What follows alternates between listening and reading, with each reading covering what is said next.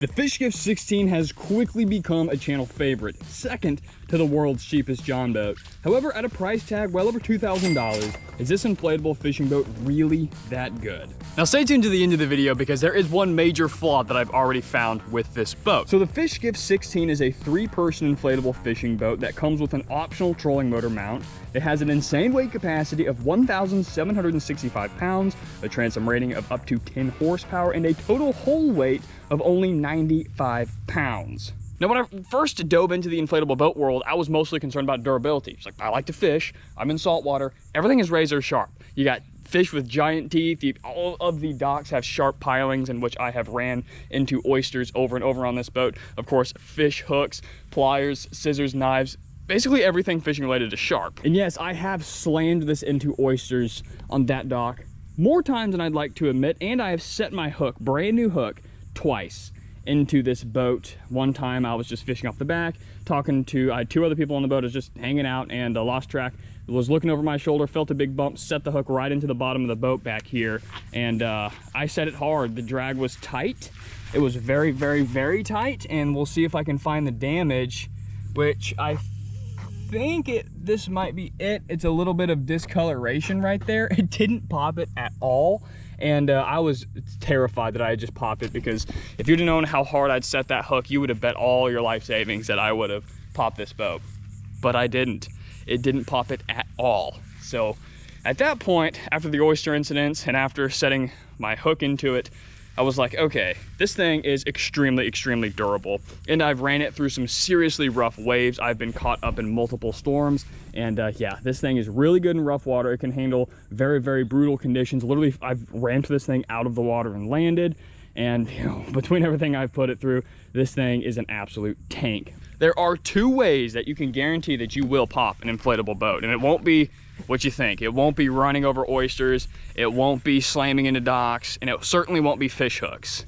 That is really, really absolute pin needle spines on really sharp species like sheep's head. So they're big, they're heavy, they're powerful fish, and they're really, really, really, really sharp. So you could get a pinhole. It would take, you know, probably a few weeks for this thing to even go all the way flat because it's a tiny little pinhole, and you can patch it. It comes with a patch kit, super easy to do. I've never had to patch a single inflatable I have ever owned, and I'm up to 9 or 10 right now. And I've never had to patch any of them. They're all relatively made out of the same material. This one's, I would argue, top of the line, but I've heard they're easy to patch. Knock on wood, I've never had to do that. So really, really sharp pin needle holes, and also overinflation. It has a 15 PSI rated capacity on the sides and the floor. The keel is, I think, 3. So if you inflate it to 15, and then you have a 115 heat index day like we have for the past month here in Florida, well, then you might blow out a seam.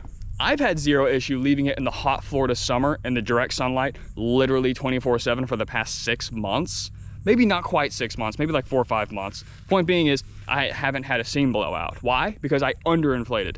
I inflate it to about 13 and a half, and then I know once that sun hits the sky, it's gonna air that up and it's gonna bring me up to the proper temperature. So word of advice, underinflate your boat, especially in the summer. If you're in the winter, you can overinflate it. And the last thing is, if you're running under full speed, I have a 5 horsepower and I can run 16 miles an hour solo.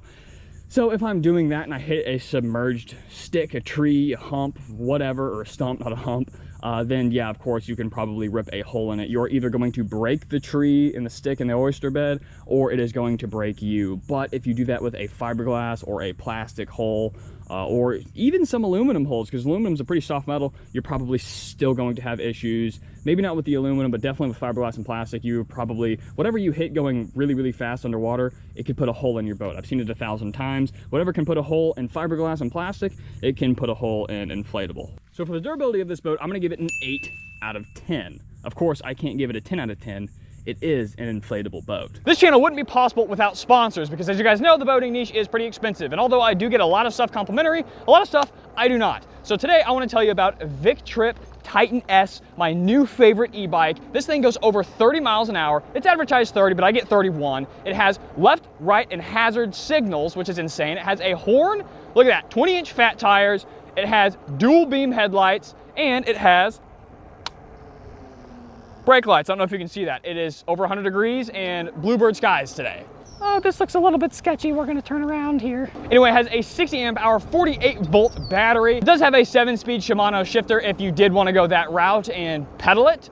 Anyway, you can click the link in my description, check out the Vic Trip, and also they come with trailers. Well, don't come with trailers, but you can get a trailer with it. Anyway, it is so windy. This is, all right, we're going way too fast here. The Vic Trip Titan S has a 1500 watt electric motor, 180 mile range per charge, a maximum capacity of 400 pounds. Like I said, it comes trailer ready and folds into a tiny profile. This is an amazing e-bike packed with features and is honestly my new favorite. If you'd like to check them out, you can click the link in my description. Next, let's talk about a major topic, stability. This thing is really stable. Now, a lot of my smaller inflatables have a pontoon style. This is not a pontoon style, this is a flat bottom style with a keel, but since it is so freaking big, it's 16 foot. I'm not exactly sure how far it is across wide, but it is a big mama. This thing is really, really stable, especially when you put a 60-pound Honda 5 horsepower. You've got a full tank of gas, you've got all your fishing gear, you have a trolling motor and a trolling motor battery, plus yourself. All that weight makes this thing rock solid.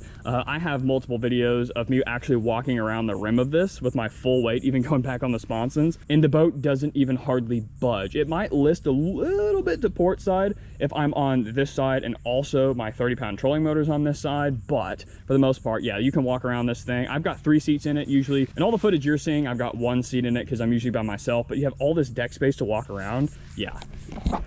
This is definitely the most stable boat I own by far. However, when you're running a light load, maybe you don't have a trolling motor on the bow and you don't have a heavy outboard and a gas tank, and maybe you just have a trolling motor. Well, I will say this boat definitely is way more tippy with no weight on it. So if I put this boat in the water right now, just threw it out there and I started walking around it, it would be way more tippy on the edges. The center would still be rock solid, but I wouldn't be able to walk around on the rim. Now, there's no reason to actually walk around on the rim, but once you get all those motors off there, it's definitely way more tippy. So I'm gonna give the stability an 8 out of 10, which is really, really good for a boat of this size. Next is extremely, extremely important, fishability. After all, it is called the Fishskiff 16.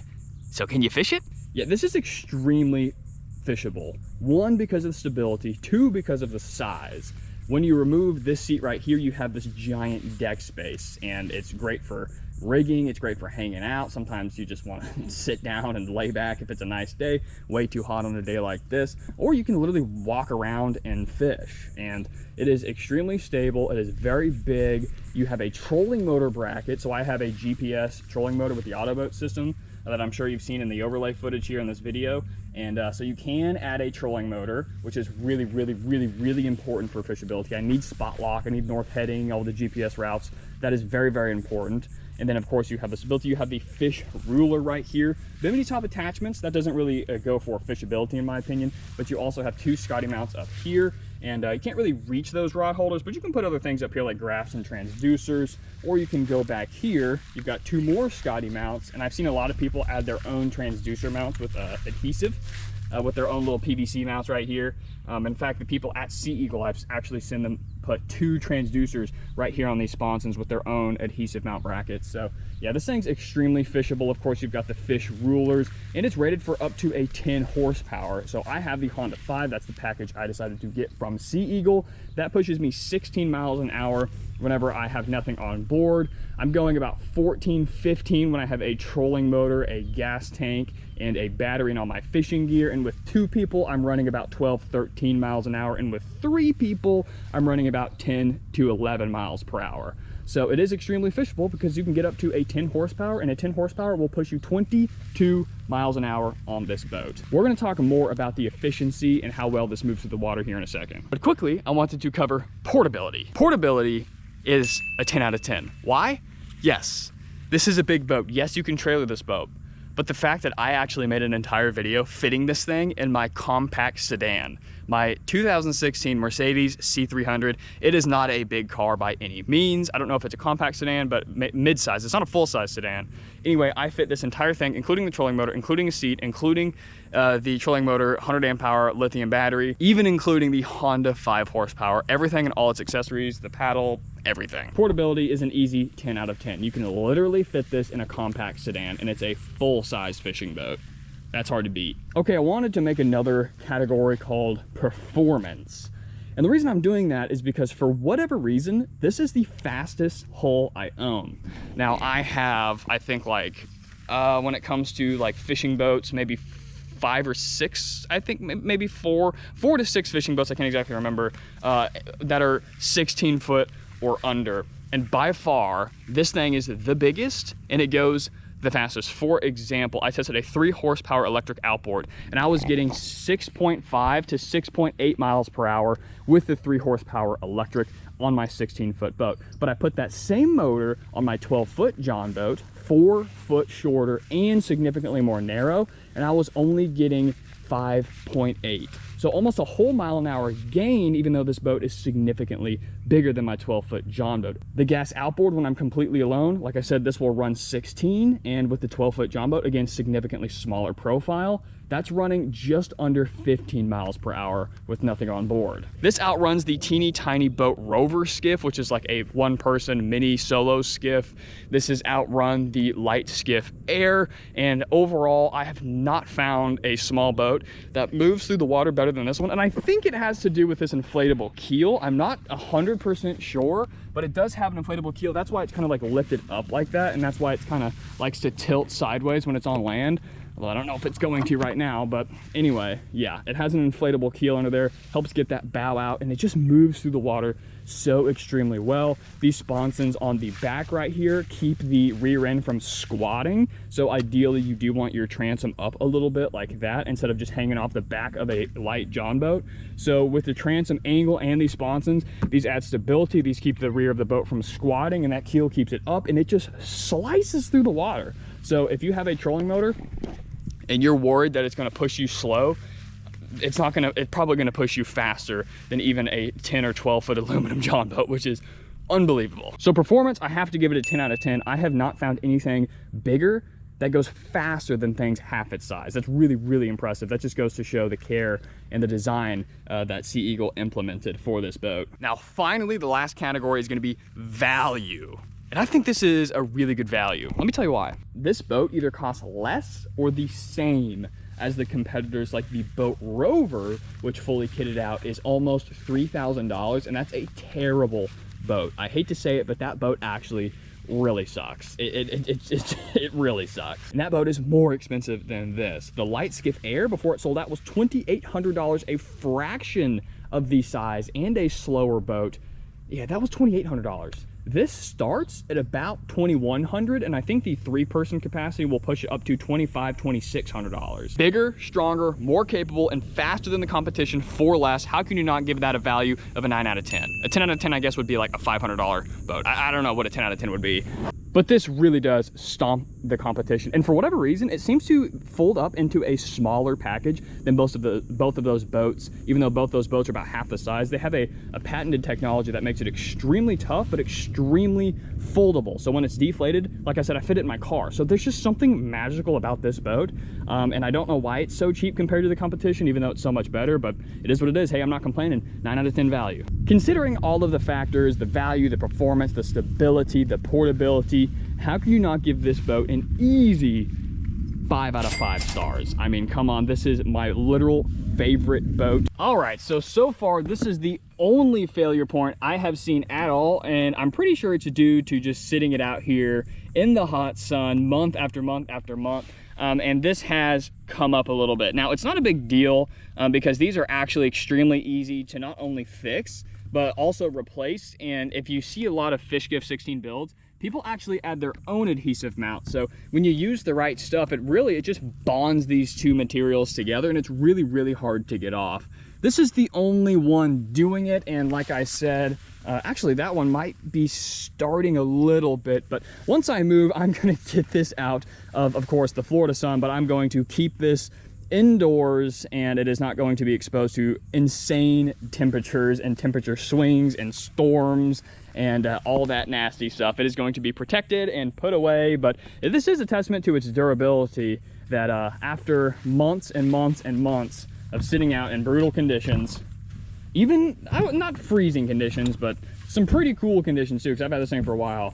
Yeah, this thing is a tank. So that's the only flaw I've saw. 5 out of 5 stars.